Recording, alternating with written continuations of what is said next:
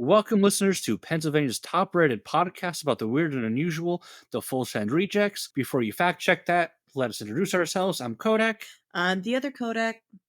I'm Billy. and we will be leading this week's debacle. We have a great episode this week as I discuss fairies that try to kidnap children. Rose discusses an out-of-this-world suicide. That's very curious what happened. And Billy rounds the bases to shit on the White Sox. But first, we have our pre-topic banter, starting with what we have on right now, the NFL Draft. Yeah, fair warning, he's going to be interrupting a lot. No, I won't. Only if two in Pittsburgh drafts or some crazy shit happens, okay? It's not my fault. It's the first football I have had that's outside of this spring league shit where I can enjoy football. Not my fault. It doesn't do it for me. Me either. I was telling yesterday. It's See right there. New England trades pick to the Chargers. Shit's going down already. see, Cool. Talking about, it's not an interruption. That's like we're talking about ice cream. I fucking take a spoonful of ice cream. Okay, that's not an interruption. That's part of the whole thing. You No, back just- my ice cream. I know. I'm sorry. I get excited. Okay, I have a problem. Okay. well, listen, it's for you. It's for you. Just saying. Yeah.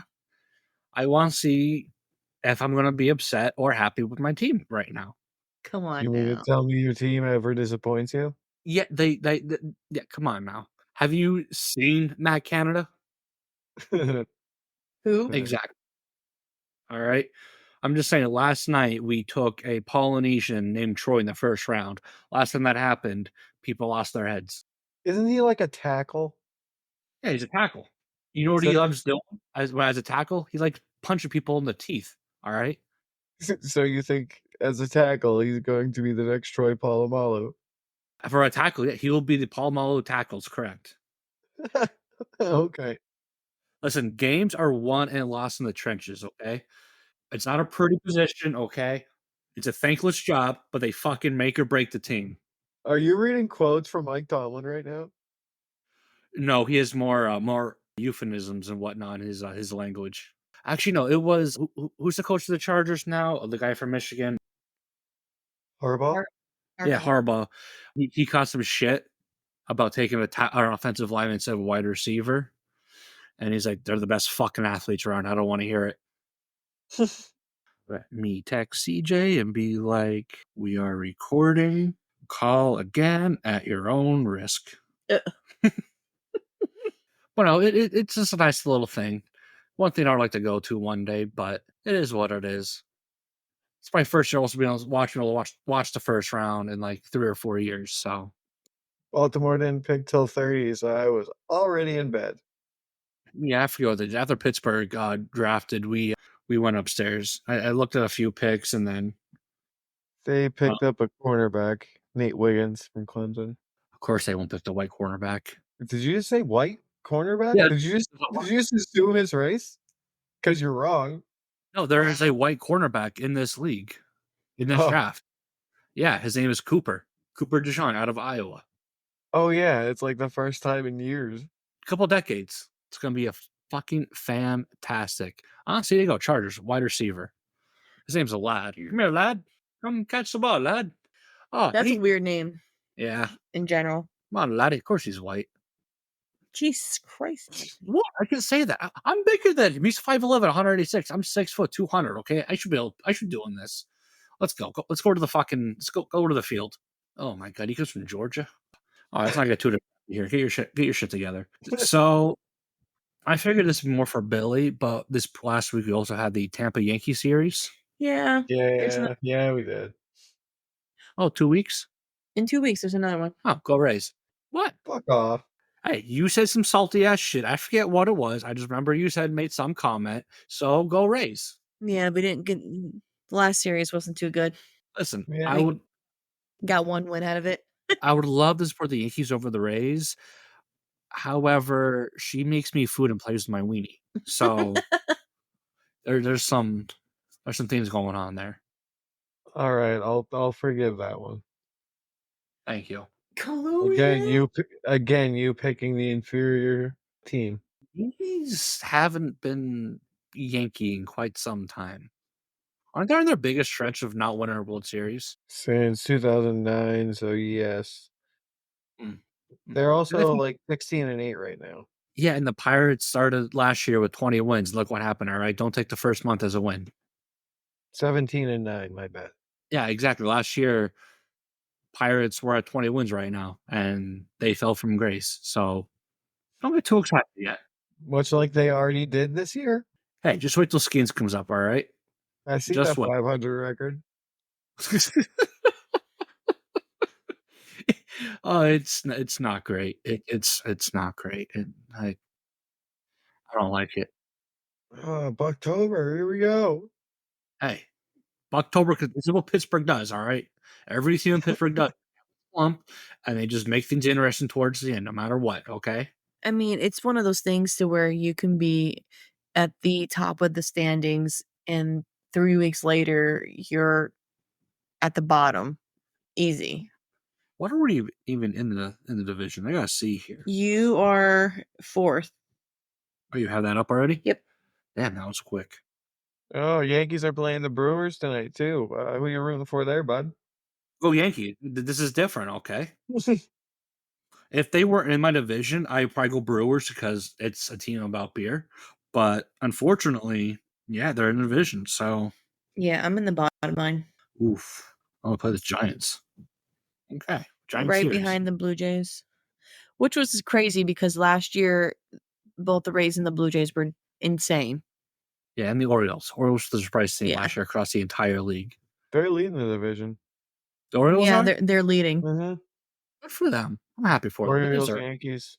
And then the stupid ass Sox that just stupid. Oh, we'll be talking about some another pair of socks later. Yeah.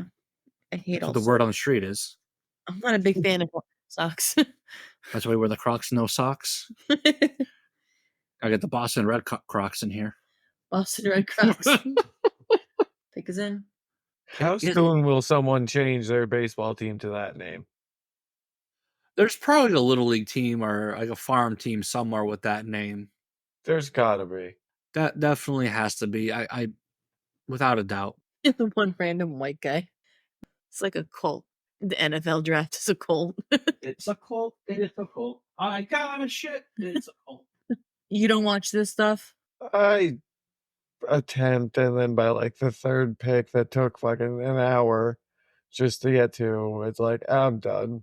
It's so slow, bro. I wish they just had everything already picked and just what they want, and then if there's some shenanigans afoot, then they throw it in to make it interesting. But those people who spend all that money on tickets to stand there for hours, For unless you're about 45 minutes of actual things getting done. yeah, like I don't understand it. I don't But yeah, understand it.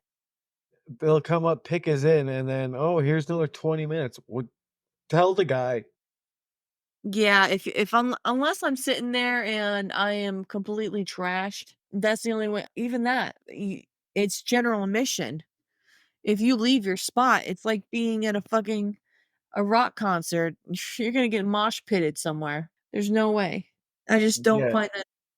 don't find it entertaining.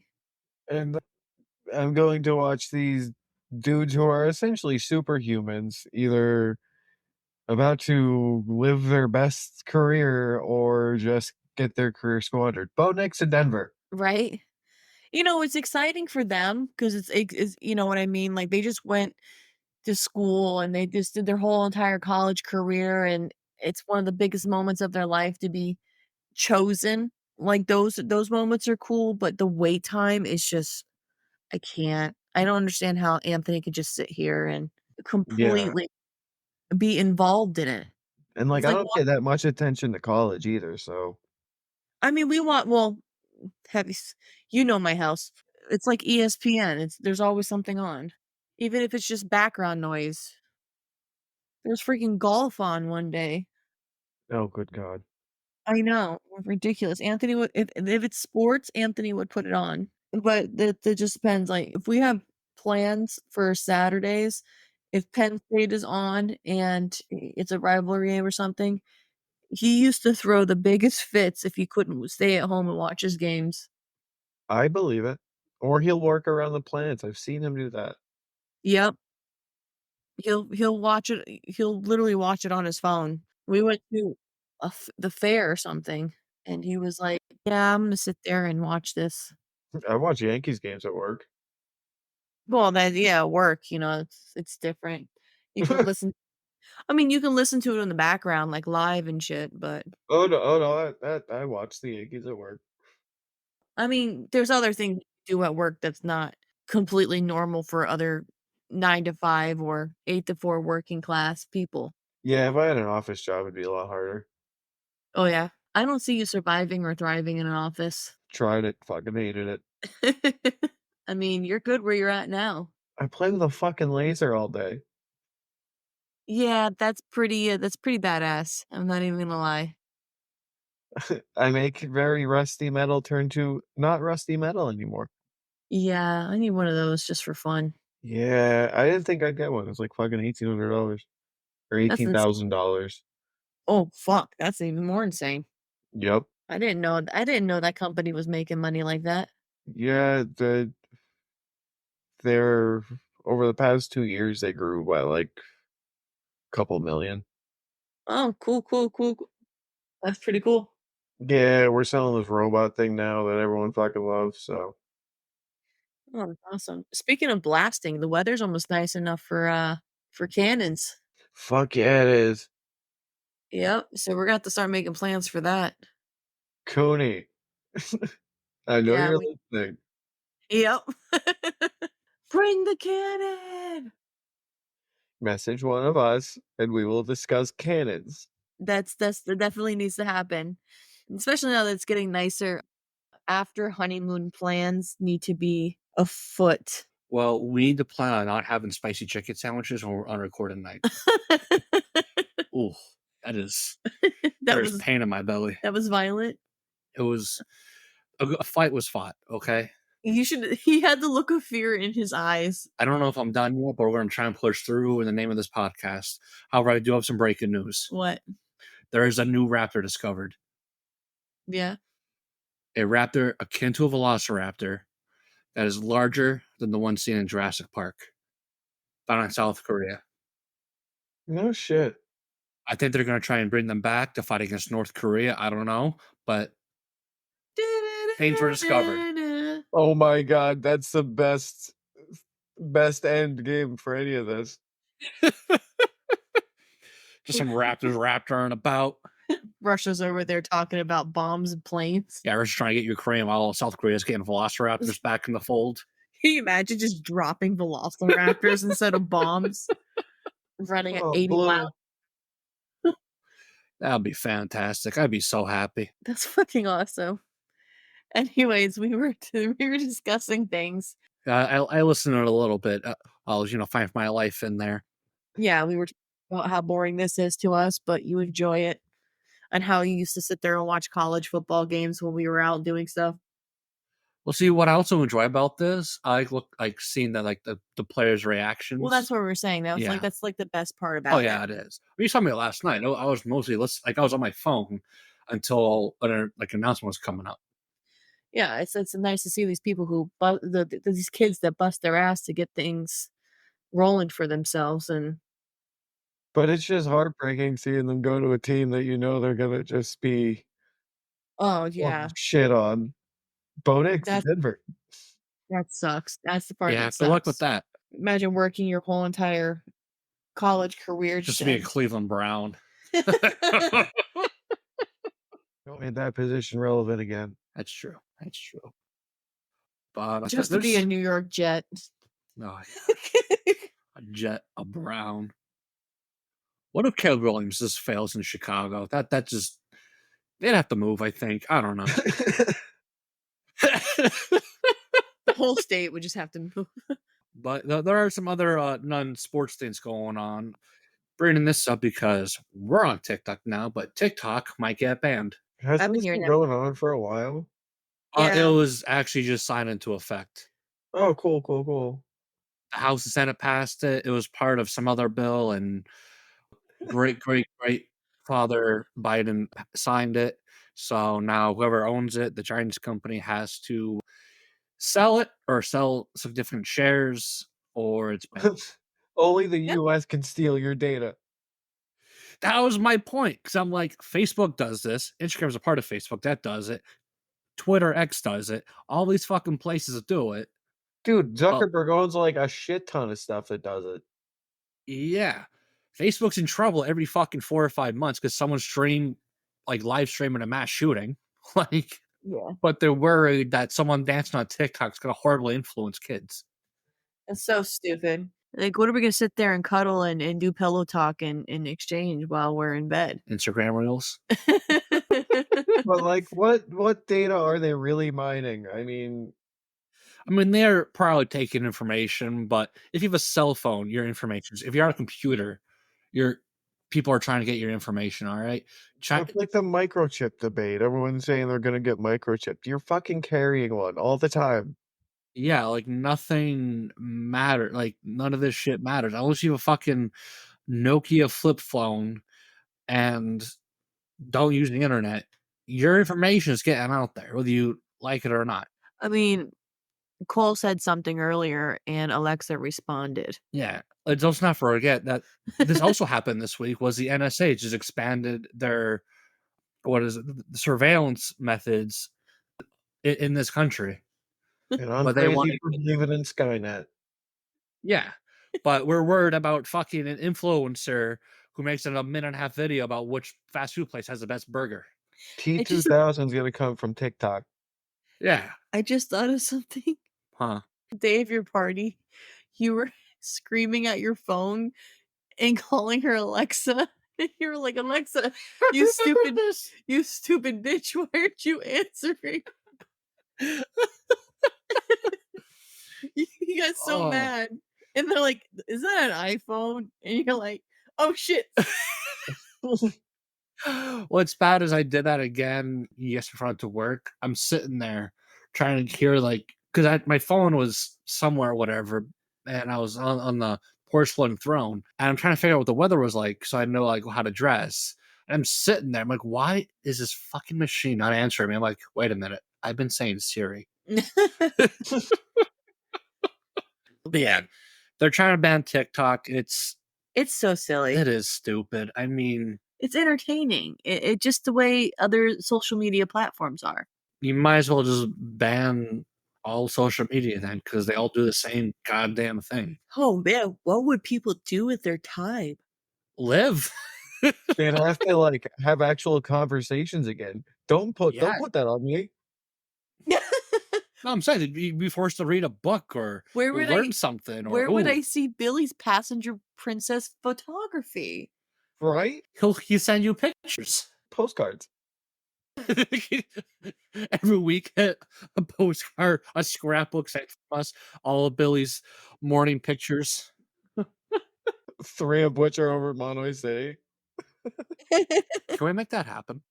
Oh my goodness. Can we just make that into our Instagram for this thing so that we never use it? Do you want to turn full send Instagram into passenger princess photography? I'm okay with that. The P3. I am on board.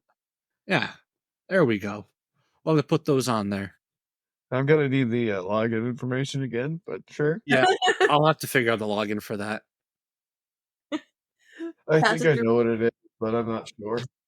I think I know it too, but that's how serious I take our protection here while we're on social media. If I don't know our passwords, no one else will either. Fuck that, someone does. If someone could hack our social media so we can know our password, we greatly appreciate it. And then you can stop all the fucking spam messages we get. Even better. We get so much spam. It's insane. Oh, at least 3 times a day. And that's why I don't even look at it anymore. Yeah, what makes it work is since I'm selling the Bugs Be Gone Facebook thing, I get all those spam messages too. It's a great. Oh, your phone is just flooded with AI. Half my phone's probably in China right now. You have pictures on your phone. Yeah, Xi Jinping or whatever who's fucking leading China has seen your titty probably. Thanks, TikTok. Kim Jong Un's are like, West might not be so bad. Don't do the boys. Titties for freedom, all right? America, home of the free, and home of the double D.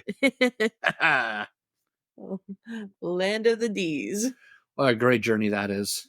Doo-doo-doo-doo-doo. I did it. Speaking of, I know it's not going to be aired until after, but I'm going to a Journey and Toto concert. That you are. Front row. So excited. Isn't Really? Toto the one with the flute? They see in Africa. Yeah, Oh yeah, those guys. those guys. I mean, old rock bands. I do appreciate they're opening for Journey, but the first concert I ever went to in my whole entire life was Journey. Who doesn't And love Journey though? it's Communists. honestly, I can't wait. Sure. And it's their 50th anniversary show or something. I can't wait. It's gonna be a fun time. That's stuck in my head now. I'm like, that's Jurassic Park, not Journey. I know. Stuck in my head. I told Anthony that I'd take him to one. This is kind of Nicole bought the tickets as a sentimental thing Well, that's where you want it. Any way you want it. because that's the That's way. Scott the way you get. took us to our first concert in the last, and it was kind of like, You gotta remain faithful. yeah, Oh, you're forever. gonna cry. Just don't stop believing. Yeah, I am. There's certain songs that are gonna make me get sentimental. But yeah, there's one coming up with Journey and Def Leppard, Pour some sugar. but it's all the way down in bumfuck Philly. Is that one Ah. arm fella still drumming for Def Leppard? I love that drummer. He was called what was it called Monster or something, or the Animal or something. The Animal, I think. Yeah, but yeah, fangirling real big right now. I'll be here playing Yu-Gi-Oh! Day drinking. Believing? Are you Night gonna be drinking. believing? Oh, I'm gonna be believing some beers down my throat. Woo! He's gonna be stoned in love. He's gonna be playing Injustice, beat Cole's ass. Yeah. Take I'll beat him some Joker game. bomb, Joker bomb, Joker bomb. Yeah. Maybe I'll show him Doom. Oh no.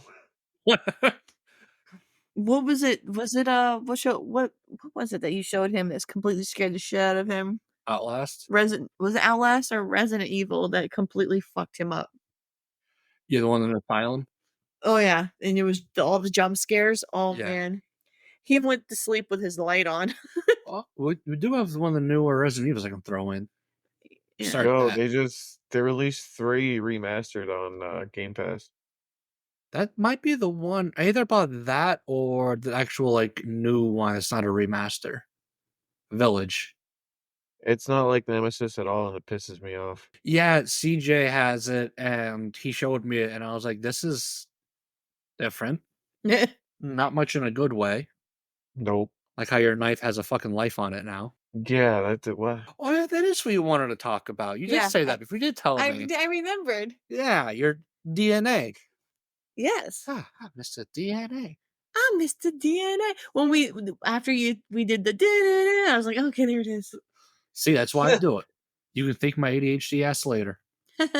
Yeah, I don't know if anybody knows Heritage, the company Heritage DNA. They have specials every once in a while to where you can buy DNA kits and you ship it in, and it gives you a full report of your DNA and origins and anybody that's linked to you that you may not know that you're related to. I'm 7% victim. We're worried about TikTok stealing data. These people are just getting straight DNA. We're just shipping our DNA across the country. I'm just shipping DNA across the country for just for the hell of it. No, but I'm excited. Your whole entire life, you get told, oh, you're this or you're that. But I mean, you don't know until you know. Hey, I found out when I was 14 who my real dad was, so hey, you never know. Yeah. Sometimes Well, I found out I had you in me. I may or may not have a little Jew in me. I mean, if Anthony is is a little bit Jewish, so I definitely had some Jew in me. Yeah, I was gonna say if he has anything to do with it. a little cream pastrami. It was kosher.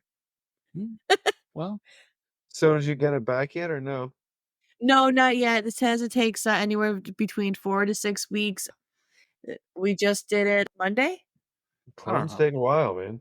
Auntie did hers and it came back because she wanted to see, because her brother did one, and it came up that there was a good chunk of Italian Greek, like Southern Greek Italian in it. Yeah. But she goes, "Oh, my family's not Greek."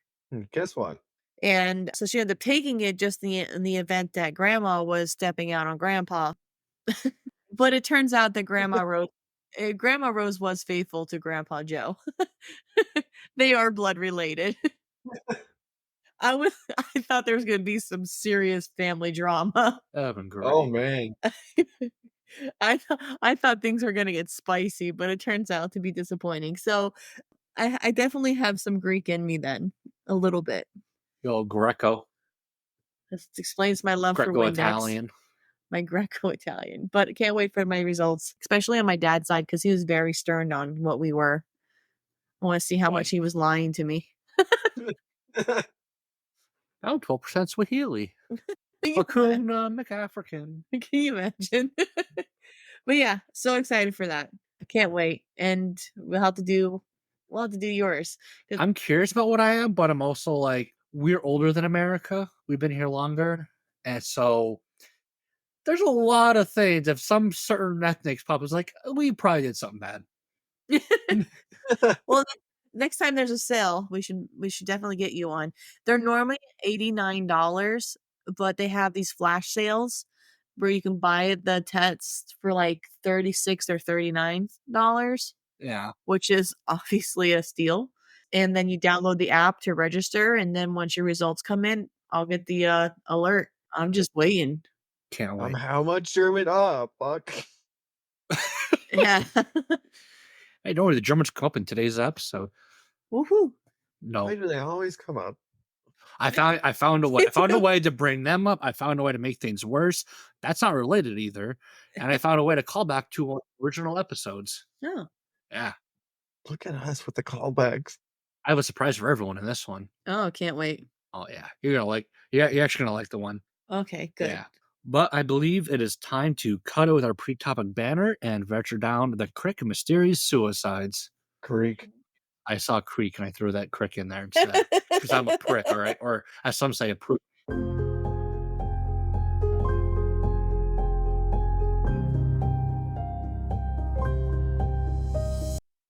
First, I'm gonna spoil it, and then I'm gonna wind it back. All right? Okay. Oh, with Quentin Tarantino in it? Yeah. There's Yeah, I wanted to switch it up a little bit, give a little spiciness. flashback and a flashback. Run that hoop. Inside a dream, inside a dream, inside. 16th wall break. All right. Jonathan Paul Luna. He was born October 21st, 1965, and he died December 4th, 2003. He was an assistant United States attorney in Baltimore, Maryland, where all things bad happen. Yep. He was found dead under mysterious circumstances. Luna had been stabbed 36 times by his own pocket knife before he drowned in a creek next to his car in a rural Lancaster County, Pennsylvania area. So this not only hits home, but it gets... Well, what's the mystery? He was stabbed 36 times. No, they figured it out. Hold on. Investigations have proven an inconclusive, and there is a debate on whether or not Luna's death was a murder or a suicide. Now, first of all, it's the moon. First of all, is that a Luna joke? Yes, it was. Aries. Especially in Aries. Was he in Aries? No, he was born in October. Oh, damn. Does that make him a Libra? No, that's a Scorpio. Goddamn Scorpion. Now, it's this here got my attention when I saw it, the whole pocket knife thing. Some people want to, Yeah, they're backed out of pocket and they tried to stab. But I can't imagine stabbing myself 36 times. It's a little overkill.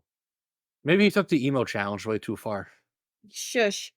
Luna was born, like I said, October 21st. He grew up in Patterson housing projects near the Yankee Stadium in South Bronx, New York City. There's your problem.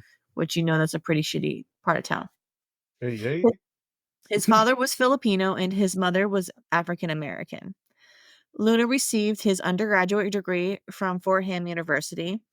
He later studied at University of North Carolina School of Law, where he was roommates with Reggie Sufford. Don't know why that's I just put that in there. Hey, shout out to Reggie, all right? Shout out to Reggie. You probably did it. Probably. We'll get there. Oh, He worked at Arnold and Porter in Washington, D.C. from 1993 to 1994 and the Federal Trade Commissions from 1994 to 97. He served as a prosecutor in the Brooklyn borough of New York City. well, shame for going to Fordham. Well, you know, I had a lot of question marks and head scratches when I was doing this. Ooh. Now, before moving to Baltimore to become the assistant United States attorney, he married Angela Hopkins on August 29th of 1993. They had 2 children together. From Chicken Wow. Now, the series of events. I bet they're unfortunate. Buckle your seatbelt. It's about to get Well, I follow a a little lot here, crazy. so I always wear my seatbelt. Safety first.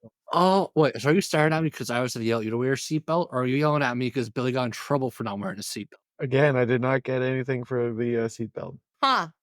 So you were staring at me about yourself then. Shut up. No. You shush. Remember when you shushed? No. Okay. 11:38 p.m. on the night that Luna had died. He left the Baltimore courthouse and went north on I-95.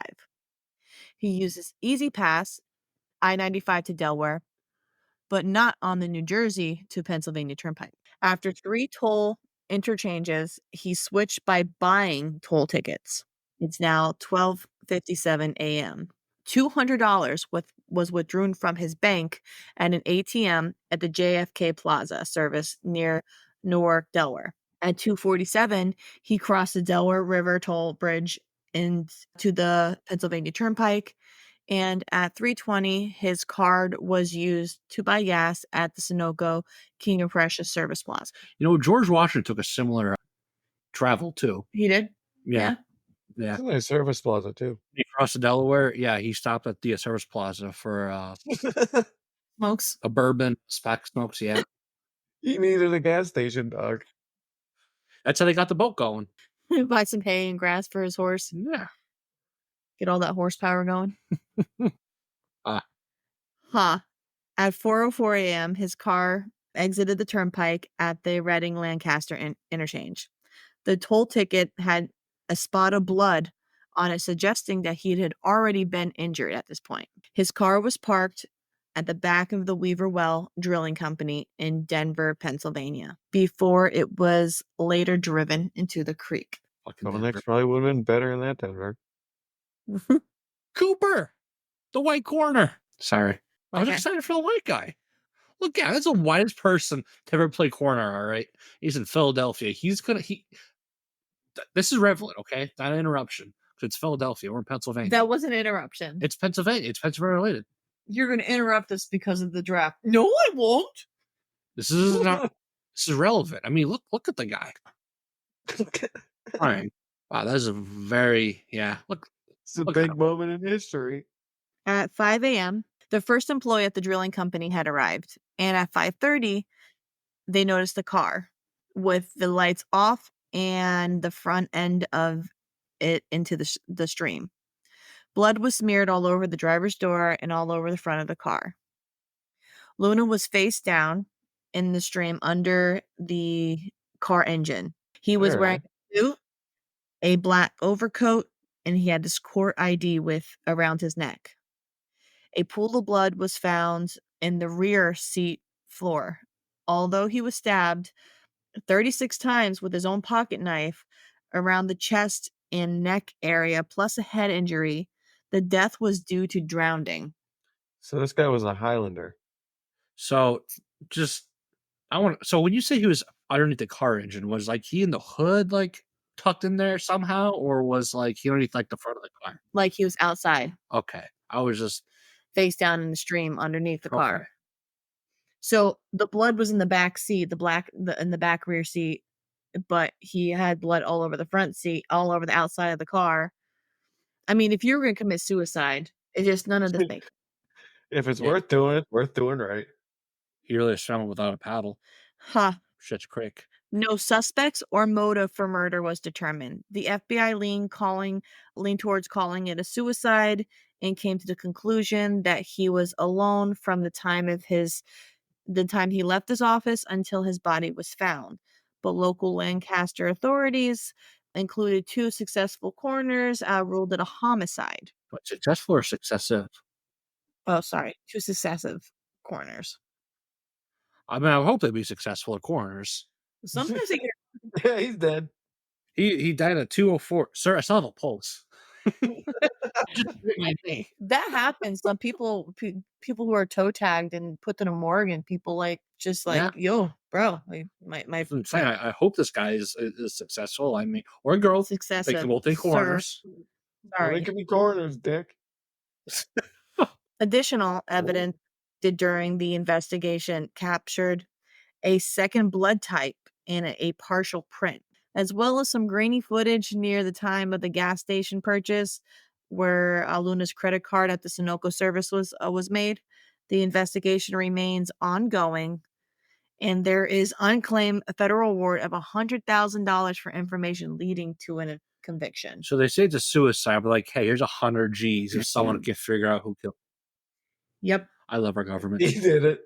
And we're going to the Chinese government. It was initially reported that Luna did not have any defensive wounds on his hands, that many wounds are shallow and would necessarily be called hesitation wounds. And this is more likely found on suicide victims. So he had no marks on his hands. Usually when people are killed and they defend themselves, they raise their hands up to fight away the attacker, so they would have marks on their hands.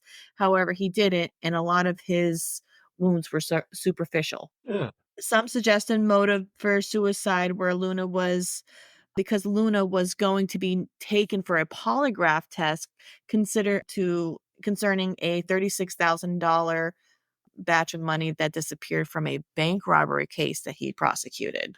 All right, I'm leaning towards the mafia now. Mafia hit. Luna had a charge card with his wife Angela that he did not know about, or which his wife Angela did not know about. I'm sorry. His name was on the internet dating site, and he also had $25,000 in credit card debt. So there's also an accidental suicide theory that Luna was fabricated in a kidnapping and an attack that went too far. Oh, goddamn. There's some TV shit going on here. So in the beginning, you're like, oh, man, he was definitely offed. But now you're like, okay, this attorney did some shady shit. And his integrity was not full intact here. The Lancaster County coroner who performed the autopsy ruled his death a homicide by drowning. Luna left his glasses, which he needed to drive, a cell phone on his desk, and he had called defense attorneys earlier in the night saying that he would fax over documents, but they never arrived. The pool of blood in the back seat suggested that Luna was in the back and someone else was driving. Yeah, I'm still going mafia on here. Flash forward to February of 2007.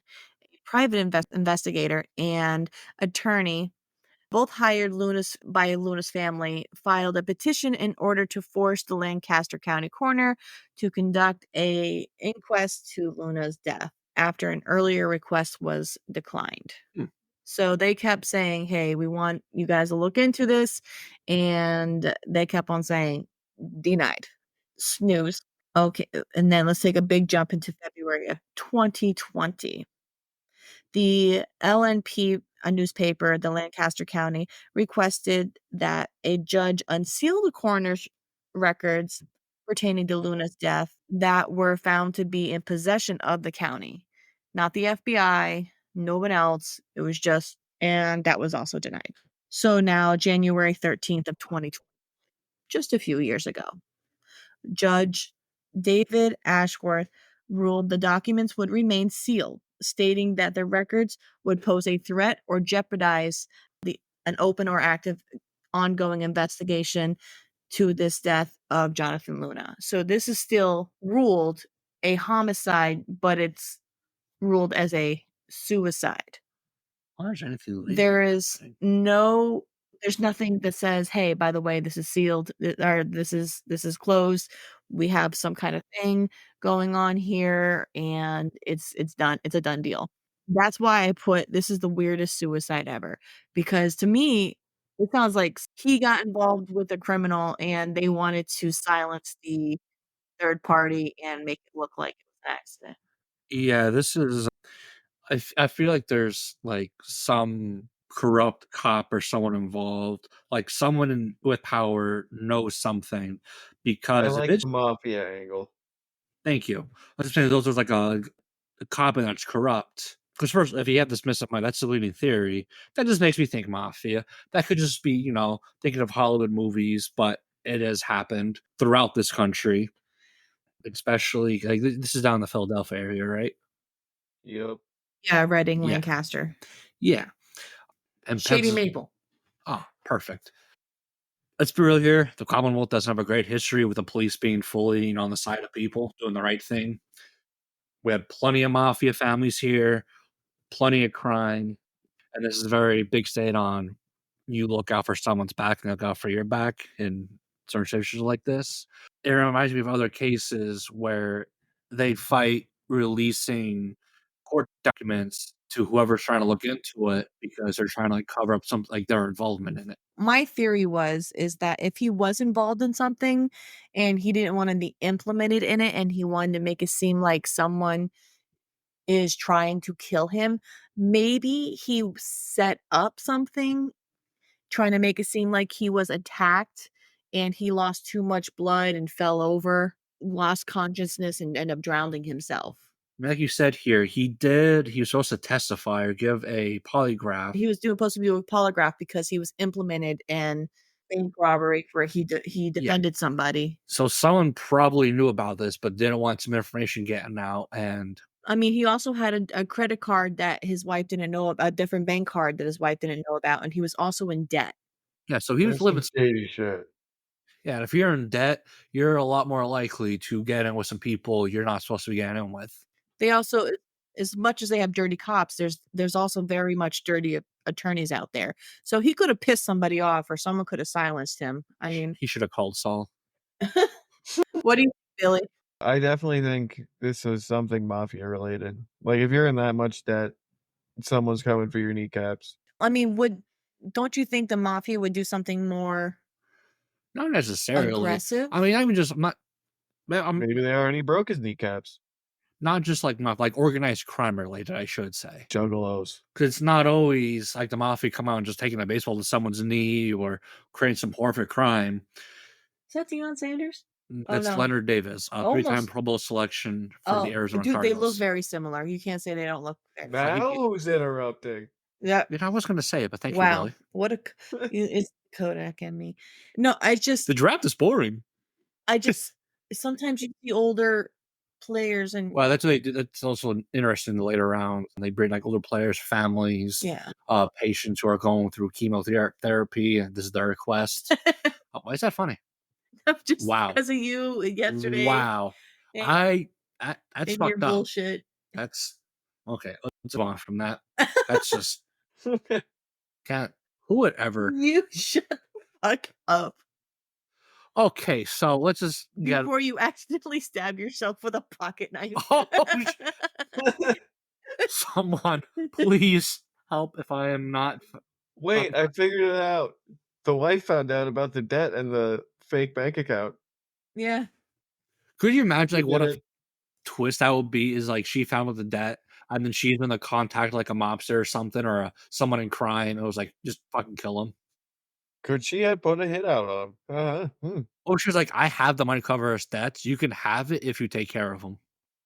Or what if she was on the phone with him and was like, hey, I'm going to go to the police if you don't kill yourself. So why don't you just stab yourself while driving? Well, that's What a- fucking dark. A very poor driver. No, but obviously throughout driving, he already was injured. One of his wife found him after he crashed the car. Like it was like an on wife. And she's kind of like, this motherfucker. There was Just stabbed him. There was a All right, partial. we're getting that ahead now. We should stick to our day jobs. So we're definitely not. I gotta start somewhere. You gotta look at all the theories, okay? You know what? I think we Bonds should are a take the thing. game. Yeah, Billy, take us to the ball game.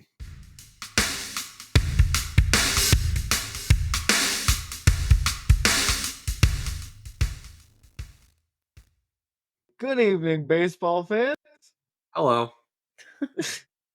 With the baseball season a month under us, I figured now was the time to cover yet another baseball riot. And if you're a fan of disco, I'm sorry for this injustice to all three of you.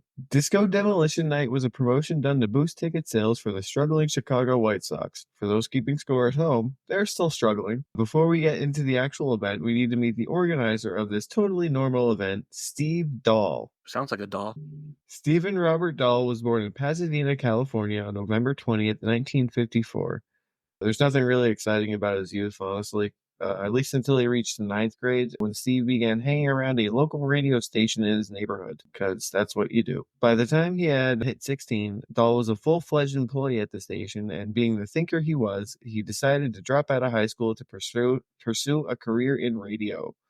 As wild as this idea sounds, it actually worked. Well, sometimes you gotta fucking just send it, you know? In 1976, Steve got his big break. He had secured a job as a DJ for WABX in Detroit, despite believing that his voice was too high for radio. It totally fucking was. With his growing popularity in radio, broadcasters from WDAI in Chicago had sent Steve an offer to double his salary to $50K a year. The woman Steve was seeing at the time had not wanted to leave Detroit for some ungodly reason, so he turned around and asked his current station for a $35,000 raise to his salary. They declined it. A year later, now engaged to the woman, Steve packed up and moved his high-voiced ass out to Chi-Town. Dahl began working for WDAI in Chicago in December of 1978, and he was doing well enough to get his own show, Steve Dahl's Rude Awakening.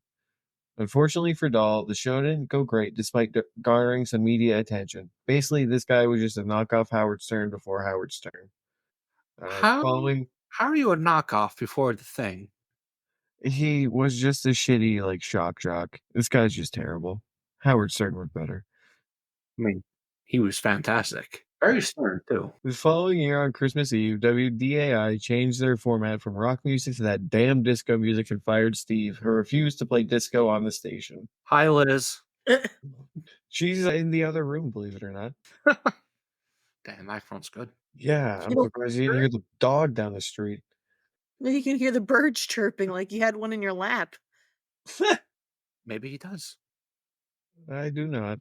Birds aren't allowed in here. After a few months of unemployment, probably questioning quitting school for the radio, Steve found himself a job at 97.9 WLUP in Chicago.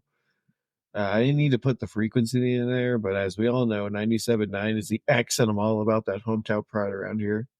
X rocks. Dahl immediately hit it off with the nighttime DJ, Gary Meyer. The two were put together for their own show, Steve and Gary, which screams originality. Surprisingly, it was a bit original as Jerry was using a fake name. His real name was Matthew Meyer, but Steve couldn't stop calling him his real name, so they eventually had to change the name of the show. No one's a fucking professional anymore.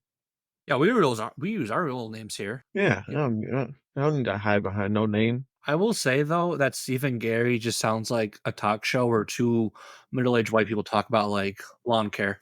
I was just going to say, no. Oh, no, they have a different target. Oh, I'm sure we'll get there. They sit around bitching, but... About fish? Fucking liberals. Their wives? Well, I'll tell you. Okay. Most of the show was based around Steve and Matthew Gary shitting on disco, and especially shitting on the former employer of Dahl, WDAI. The two went as far as renaming mocking the radio station's name as Disco DIE, which I guess it works. Clever. Disco D. They would also destroy records on the air because that really translates over radio. They would also attend and host anti-disco rallies around the city with their fans/fellow disco haters. Steve and Gary Matt even came up with their own name for their fans, the Insane Coho Libs, which sounds like it's some kind of right-wing buzzword if we're being honest. It was actually named after two different things, a local street gang called Insane Unknowns, and a fish local to the area, the coho salmon. Let me tell you, these gangster fish fucking hate disco. Yeah, I think it's a flop. Uh-huh. But what was the real gripe with disco music, aside from Steve being fired from a now disco station? Judging by the way Steve would say disco with a contemptuous lisp aimed to mock homosexuals, and taking it even further, original disco was rooted in African and Spanish heritage, and guess what? homophobia doesn't fall too far from the racism tree. Wait, disco has some Spanish hair. I didn't realize that. African and Spanish heritages. I'm pretty sure it's El Disco. Is it really? I don't know. You could be. I could take it as a fact. If you did not make that look, and I would have taken that as word. I was totally on board with it, honestly. That sounded like that could be a genuine fact. Like you hear those things, like what sounds fake but it's actually true. That It was too easy. It's like a fucked up Snapple fact. Steve and Garamad were planning a demonstration, if you will, at a local mall to end disco once and for all. They were asking for the Hoodfish to bring disco records to the event that they had planned to blow up, hopefully in the parking lot, but it's the late 70s. It turns out that Mike Veck, son of White Sox owner Bill, was a listener of the show. The Vecks were known to host wild promotions at Comiskey Park, a lot of which included live animal giveaways. I bet PETA would have loved the organization. Mike, ever the thinker, talked to his dad about the event, and they soon were in touch with Dave Logan, the promo director for 97.9 Not the X. They had offered to host the event during the White Sox's doubleheader with the Detroit Tigers on July 12, 1979. how much were the beers? When I tell you ticket prices, you could probably range your prices. In the weeks leading up to the event, Dahl had started to run his own promotion out of fear of a bad turnout for the demolition. He had encouraged fans to bring disco records to be added to the explosion, which would lower their ticket price to 98 cents, which still seems a little steep for a White Sox game. Told you, I shit on the White Sox. Real bad. As one should. 3 wins? Come on, man. Comiskey Park expected a slightly larger turnout and planned for 20,000 fans, which was 5 more than their usual turnout of 15, which still seems real high. However, after the events of 10-cent beer night in 1974, Beck hired enough security for 35,000 fans, just in case. Probably smart. On the day of the event, fans descended upon Comiskey Parks with records in hand, most bordering very loosely on the term disco. Maximum occupancy was quickly met and the gates were closed. However, this still left roughly 20,000 fans outside the park. As most good baseball riots start, fans started climbing fences and jumping over the turnstiles. There's an estimated 47,795 people in attendance for the game, most of which were only there for the explosion because fuck the White Sox. I mean, I'd probably go for an explosion. Yeah, I mean, it seems like it's going to be fun. I'd probably go just to see these nut bars. The radio station had put out boxes for fans to donate their records for the event, but they quickly became overfilled, so fans just began taking the records to their seat. You can probably already figure out where this is going to go. The first game was set to begin at 6 p.m. Central Time, which seems already late for a doubleheader on a fucking Thursday. After the stadium sold out, security received word that fans were attempting to break into the park, and they left the field unattended. As the first game began, fans began to get rid of their unwanted disco records by launching them frisbee style onto the field, causing serious concerns for the players' safety. The fans didn't stop there, though, as the field became their own personal garbage can, throwing empty beer and liquor bottles, firecrackers, and anything else they could feasibly get into the outfield. Rusty Staub, the designated hitter for the Tigers, urged his teammates to wear their batting helmets while playing their position. He was the designated hitter. He was Gucci.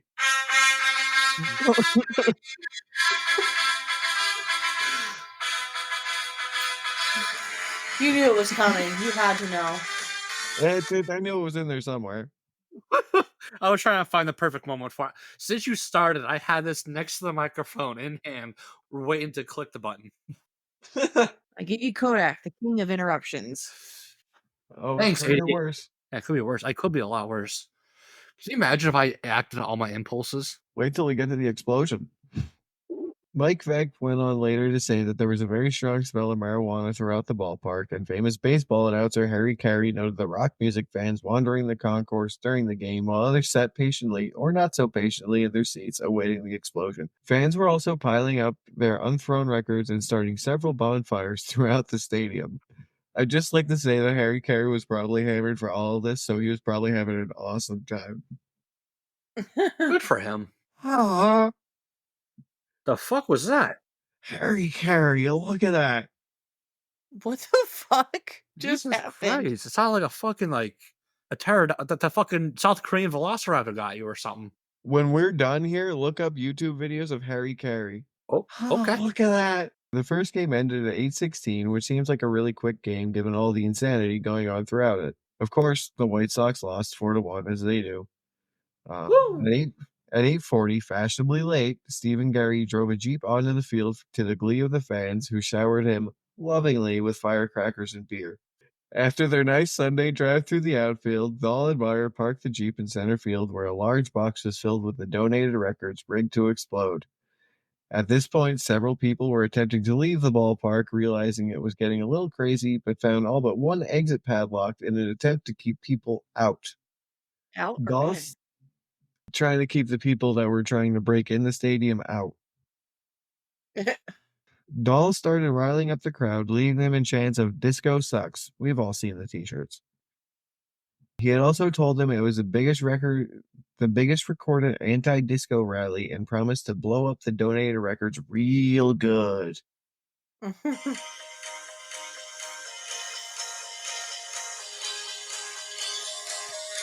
Why?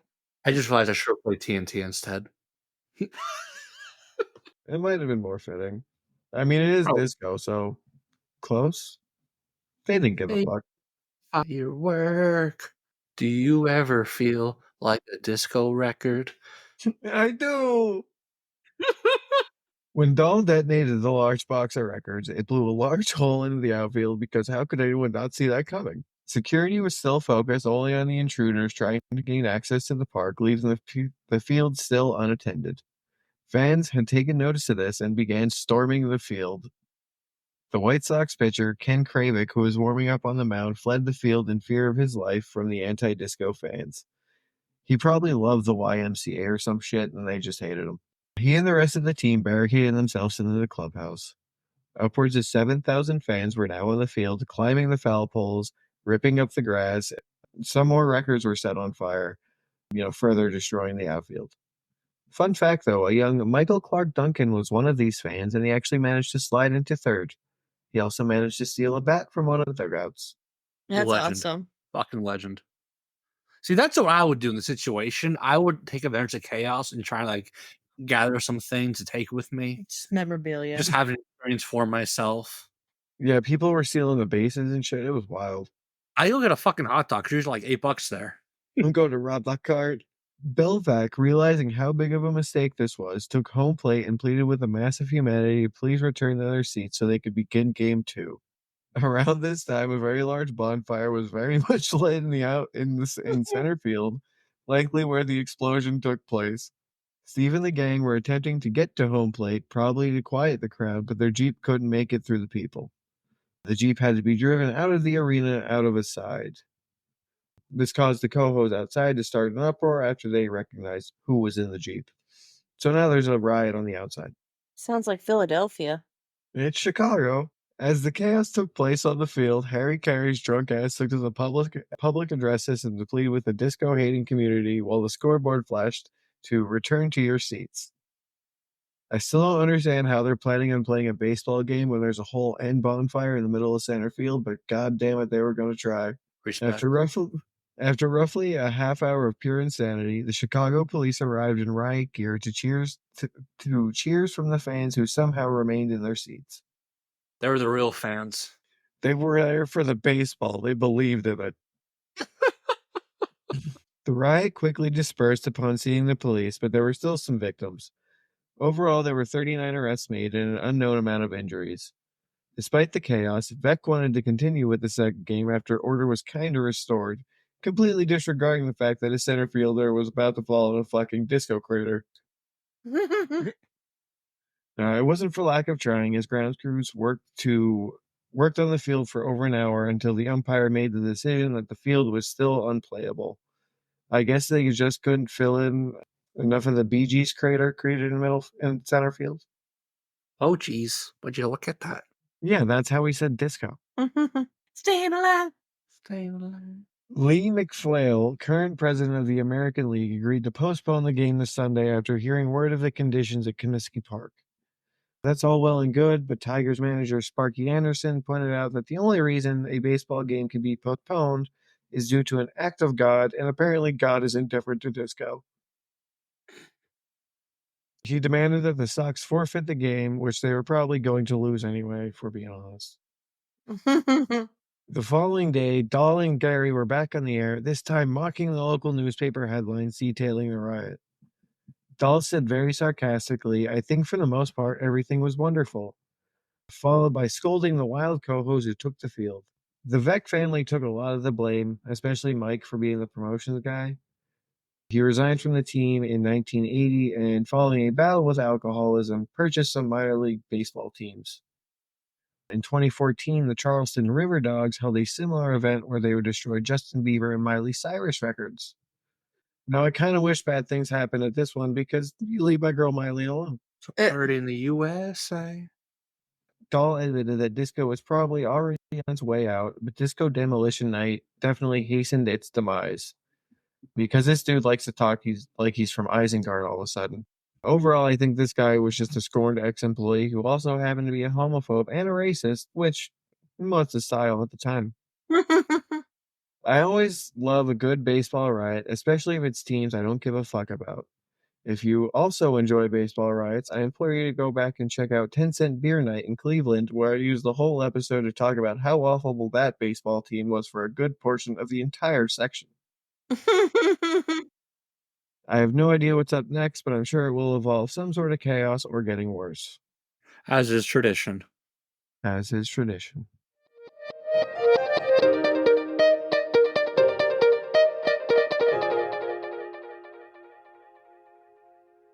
I will be changing things up now from my usual of things getting worse.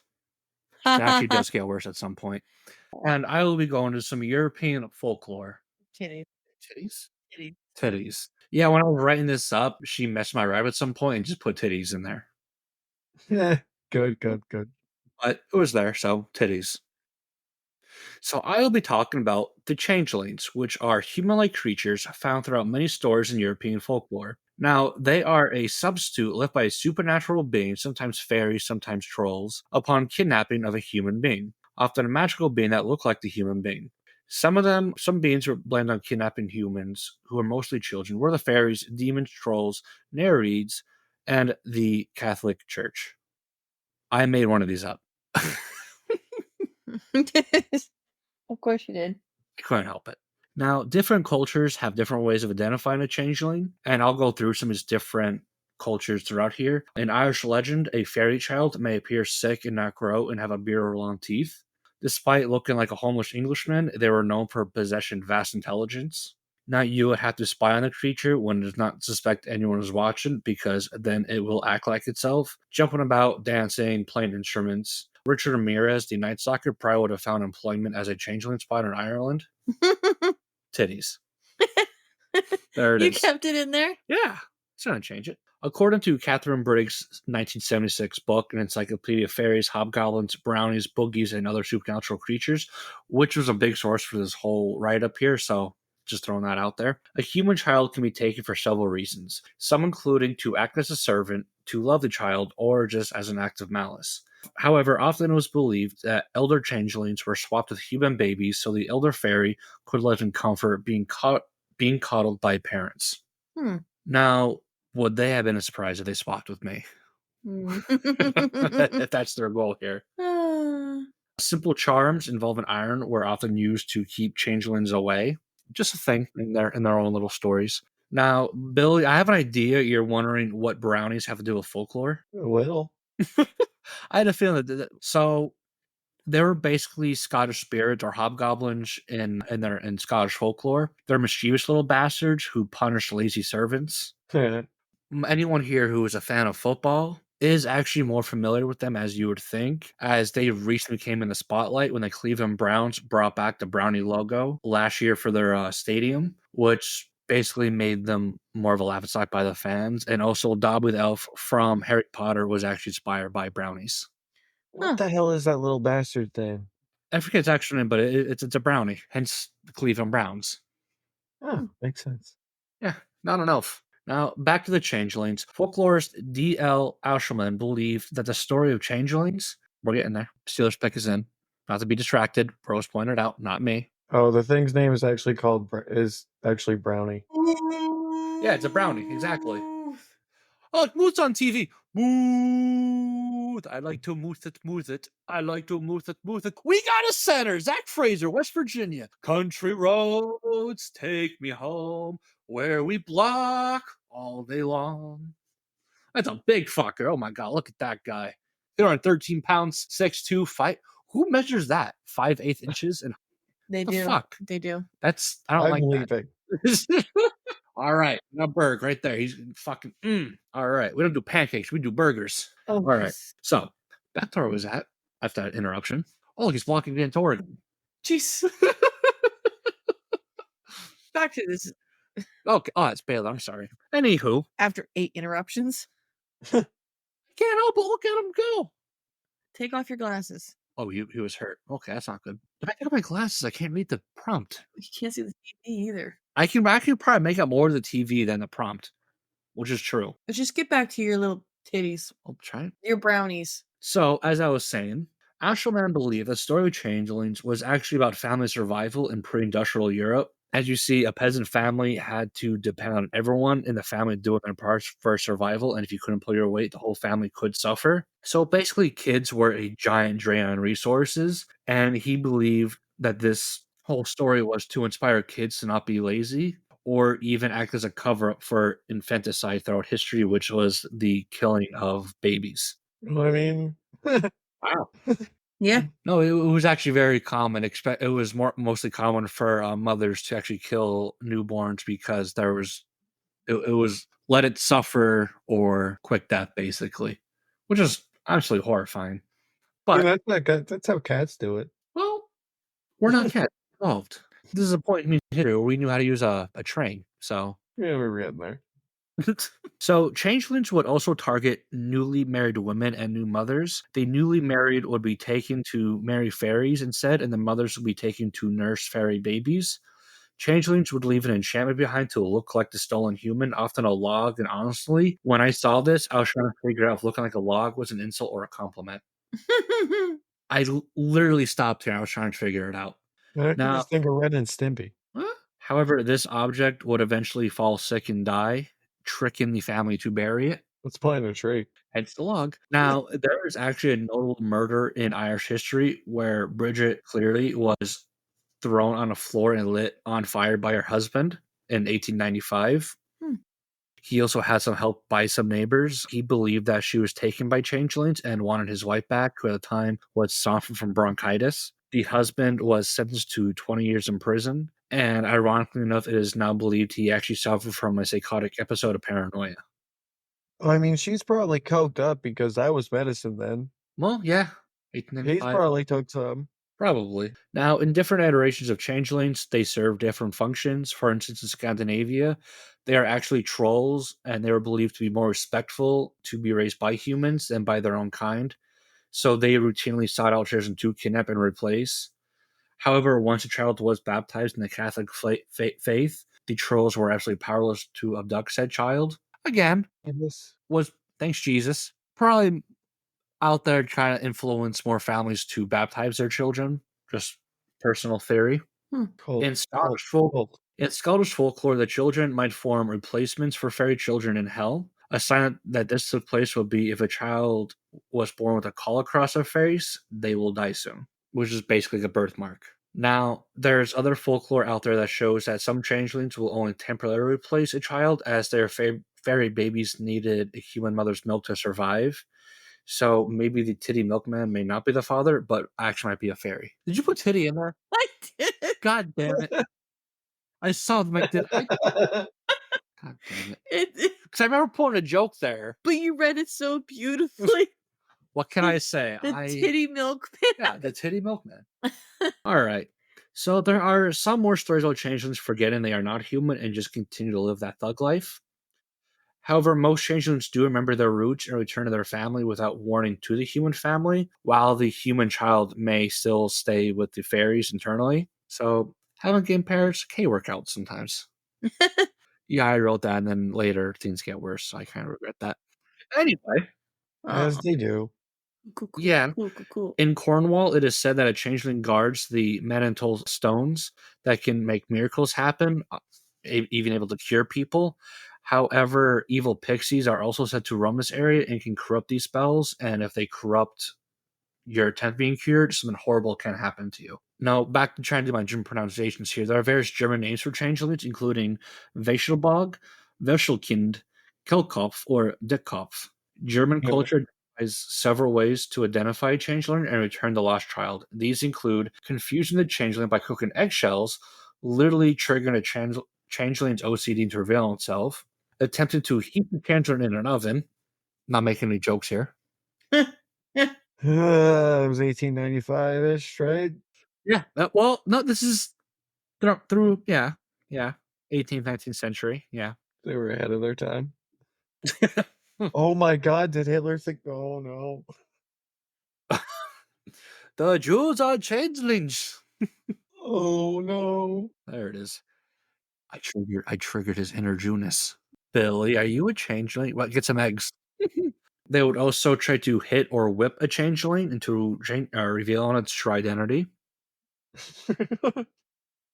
Now, German folklore also believed there were several parents for changelings, including the devil, which was believed by Martin Luther and his Protestant followers. They also believed that there were female dwarfs, water spirits, and the Rogenmummel, a demonic woman who lived in cornfields and stole human children. Field's dreams.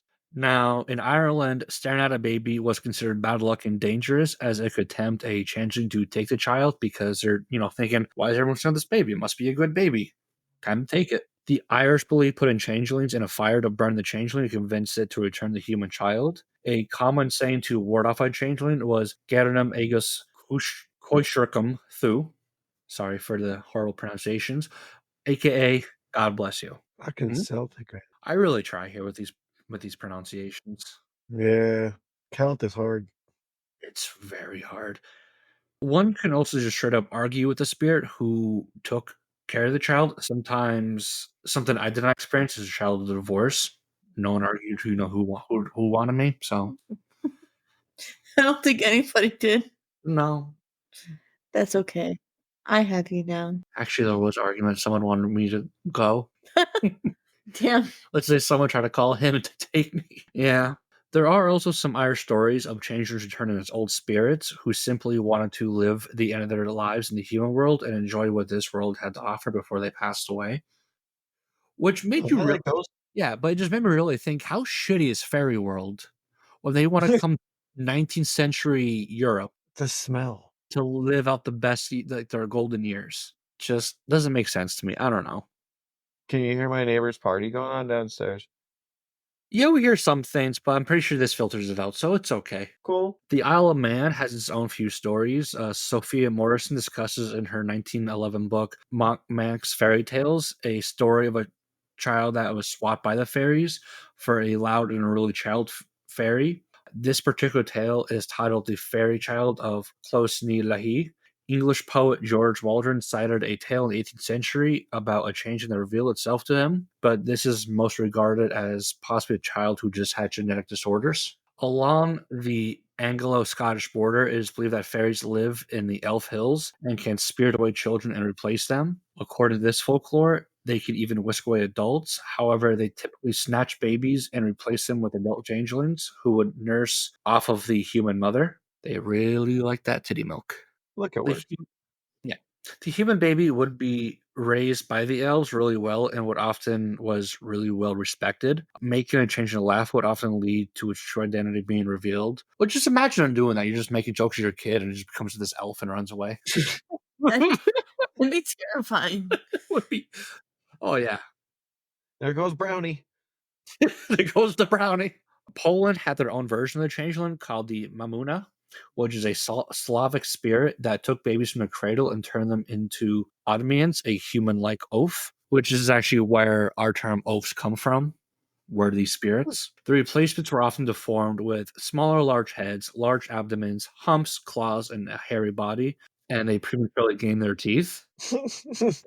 Big old titties, too. That's called puberty. Yeah, I caught it this time. Almost had titties in there. Polish mothers would often tie a red ribbon to their baby's wrist as a form of protection, along with a red hat on the titty, on the head, and trying to keep the baby out of sunlight. If this effort killed, a mother could take the changeling to a midden, which is basically a mound of waste, and whip it with a birch stick and pour water from an eggshell over it while chanting, "Take yours, give mine back." The Mamuna would feel guilty and return the child, which you think torture wouldn't make the thing feel guilty. It's like, I guess I fucked up. You know, the Polish stereotype that they're all kind of stupid. Yeah, we deserve it. Well, I didn't put all these sayings in here, but a lot of these cultures also had their own sayings, whatnot, and a lot of them was just trying to like trick the changeling to reveal itself or make it feel guilty. In Nordic cultures, it was believed that changelings stemmed from trolls that lived in subterranean realms. Parents would place iron, such as scissors or a knife, on top of a baby's cradle until a baptism took place to protect the baby. They also had a strong belief that evil spirits were not a fan of iron. So this is, you say the Polish are idiots, but they're not putting knives on top where their baby sleeps either. Yeah, all right. Yeah, well, the fucking Vikings are crazy. Yeah. Well, on that, Nordic mothers also believe that they can get their child back by just treating the changeling like shit, or by putting the creature in front of them. Child abuse. Yeah, basically. We'll get there.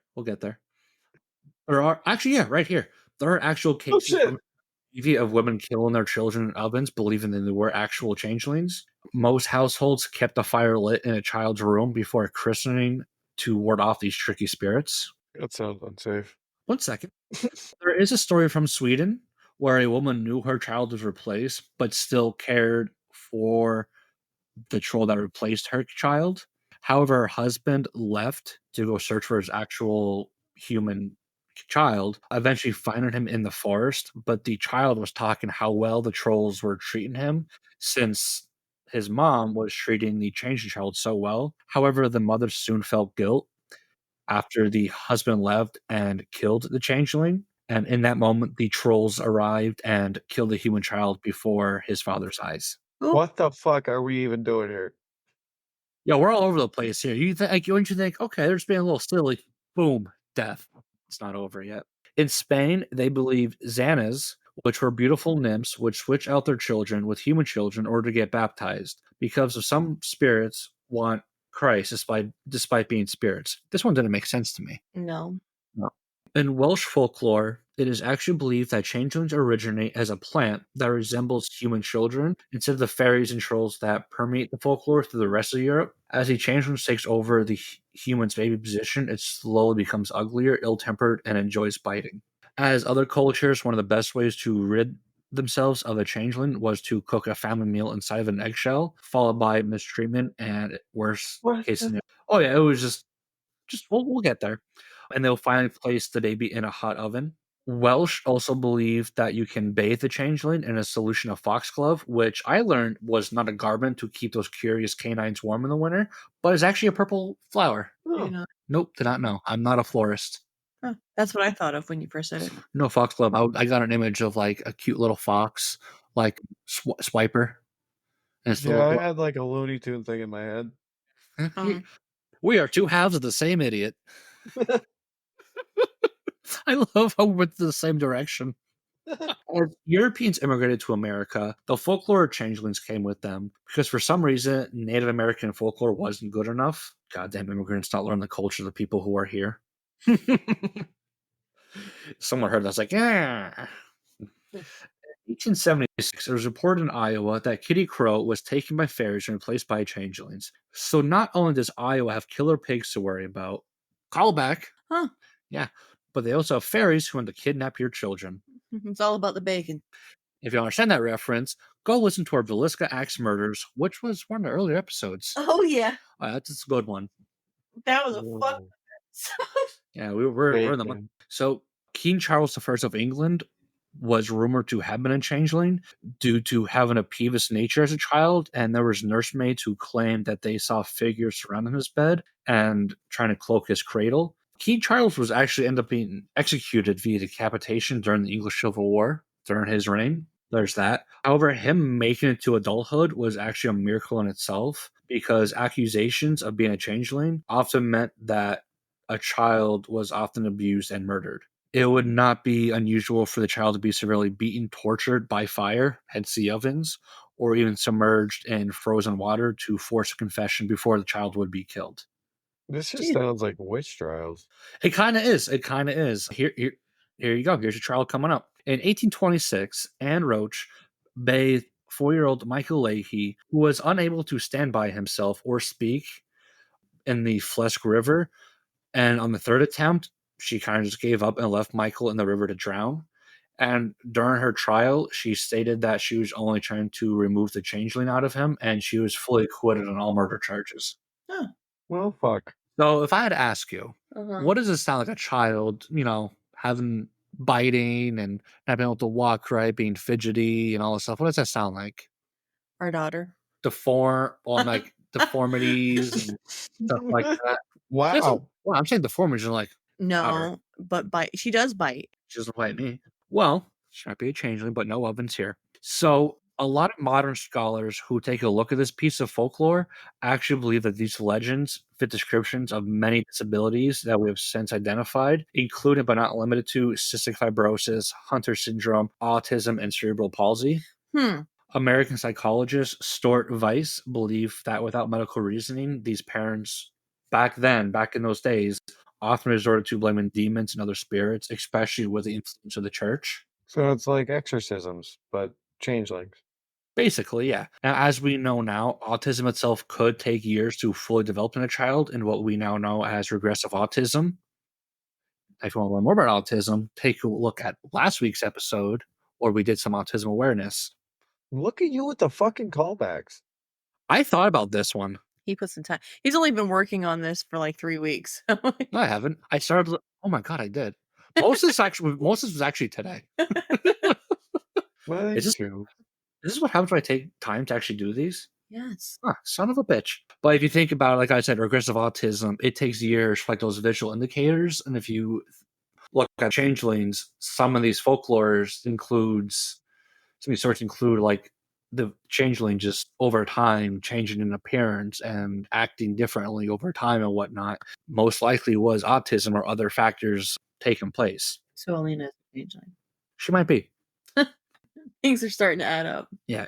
It's actually interesting because in today's world in Europe, there is actually a large group of adult autistic people who identify as changelings due to just them not feeling like they belong in this world. And like it's just that different. So now it's like they embrace it. Well, it's 2024. They can identify as they want. Exactly. Don't be a dick. Yeah, it was just one problem. Turns out some changelings who taken kids are not a fan of Liam Neeson. A changeling hunter. Taken 5, a changeling. God. Oh, that was good. Thank you. Thank you. I wrote that in here, but I guess I deleted it. So, but goodness. that is a joke. But there are actually references to changelings throughout pop culture. Some of the more notable ones, they are featured in a third season episode of Supernatural titled "The Kids Are All Right." Fantastic show. Never seen it. Fantastic. Yeah. In 2008, Angelina Jolie starred in a Clint Eastwood-directed crime drama titled Changeling. This movie was actually more based on the 1928 Wineville chicken coop murders in Mira Loma, California, which is also a plotline in American Horror Story Hotel. I know you love those references to AHS. The movie itself is actually met with critical praise. Might want to check it out. I might check it out. Something else I'd recommend: My Little Pony. Once some ponies called Changelings. You said Rainbow Bride's a changeling? Yeah. Bitch. This past September, Apple TV released a horror fantasy series titled The Changeling. This includes actors and actresses Adina Porter of True Blood, played Letty Thornton. Also a good show. Never seen that one either. Clark Bacco of Letterkenny, who she played Rosie. I'm pretty sure you know who I'm talking about. Yep. And then Jane Kasmerick of Malcolm in the Middle, who played Lois. Oh, shit. Yeah. Just came out, like I said, in September. And then finally, and there's some other books and shows and movies, but these are more like ones that are out there. Star Trek Deep Space Nine featured a race of shape-shifting aliens called Changelings. Can I nominate Doctor Who? Because I feel they did a thing with this too. I didn't see Doctor Who, but I saw some of it. Wouldn't surprise me. So this concludes my look into folklore today with these mischievous little bastards in Europe I saw. What were most likely causes cases of autism led to parents believing spirits, ranging from fairies to trolls, were kidnapping their children, and thus they had to punish the spirit. Next week, I will be leaving folklore and talk about a real domestic terrorist from Pennsylvania, Eric Fring, a cop killer. Why is that funny? It's just the way he's called the fucking domestic. That's what he's classified as. I know, Yeah. One of but his you're like a real Pennsylvania domestic. Well, okay, to be fair, I had Like, a we're half joke full in of my 'em. head. Like in my head, I was going from like we're leaving myth and going to fact, and it To be fair, ADHD baby. I had a giggle in there, and it was poor timing, but it wasn't because of this. I mean, Billy was laughing at Infanticide before, so I Anyway, didn't laugh. I was just confused as to there was something I was confused to. Oh yeah, it's just child abuse. oh yeah, but we got there. We got to the child abuse. But before we finish, I would like to ask you guys, how do you feel about the changelings? I think your They daughter are- might be one. it's pretty dark. Helena. All right, we'll take care of the spirit, the little fairy. I think people sniff their lead paint a little much back in the day, and They didn't really use paint yet. well, they did something. They were smoking some kind of something. They were taking coke for a cold. Yeah, I mean, Yeah. I mean, this was also like 19th century Europe. Like this goes back to the early 1800s. People didn't have logic. They No. relied on the Catholic Church or whatever their religion was, Protestant. I mean, no offense to anybody. Your background, whether what you believe in, your faith, your biblical stance. I mean, a lot of people who believe in a lot of things take things to heart, and back then they only had the Bible. Oh yeah, They only had their beliefs to say what was right and what was wrong, and if it wasn't right in the Bible, then everything else was wrong. Not religion. many books in the library. Yeah. Thank goodness for libraries, because Thank God for Gutenberg. Props to Gutenberg. Yeah, Gutenberg. That's on with the press, right? it was The printing very press? cut and dry. Yeah. Yeah. Very cut and dry back then. Oh yeah. There's only good and bad, but that's terrifying to think of, though. Oh yeah. Like they were just like, oh shit, This my gave me kid's very not growing the way it should be. Into the oven. yeah, this gave me very Rumpelstiltskin / Hansel and Gretel vibes, Yeah, it's like the It's- Twisted Grimm Brothers type feel. it's very dark. Very dark. All right. Well, on that terrible pun, where someone comes trolling us, we're going to end here at the Full Send Rejects. We hope you enjoyed this episode. Please go back and listen to this week's bonus episode, which was talking about the birthday. Aftermath. Yeah. I How we still somehow survived. I still have a headache from it. Next week, we have an interview with a rising writer in the social media world. He is actually rising in TikTok right now as we talk about TikTok, talking about hauntings and stuff in our local area. If you enjoy all this, please stay up to date with us on our socials, especially Facebook. Give us a rating. All that really helps us grow, so we appreciate it.